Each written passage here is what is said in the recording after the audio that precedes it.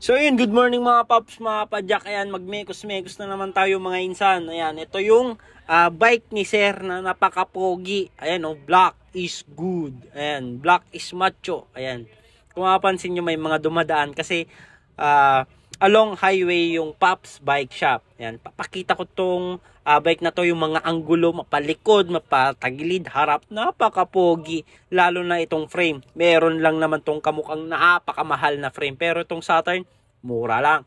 Saturn Janus 3.0, ito na yung latest ni Saturn. Ito yung may support sa chainstay. Ayun, oh, yung tinuro ko kasi ako yung nag-request, kaya ako lang halos nagkaroon ng Saturn na yan.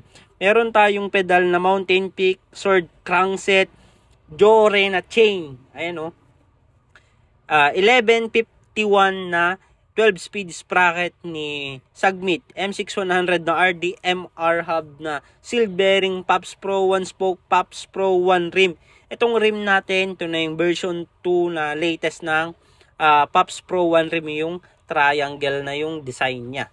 Ayan, oh, tubeless ready na may 1-year warranty at gusto ni Sir fast rolling. Kaya ayan, binigyan natin ng fast rolling. Syempre pwede rin yan sa mga rough road.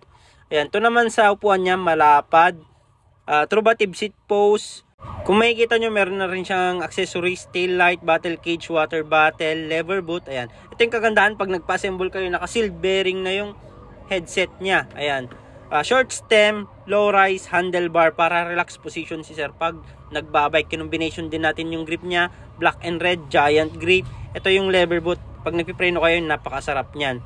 Ayan, MT200 brake set, M6100 na shifter, at yung fork natin, tinerno ulit natin sa kulay niya, Saturn Skull Black and Red. So makikita nyo naman dito sa harap niya, simple pero napaka ganda ng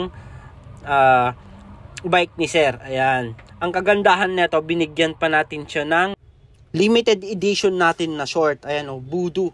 Ayan, tayo ang nagpa-customize kay Voodoo neto, at Pops Bike Shop lang yung may design neto.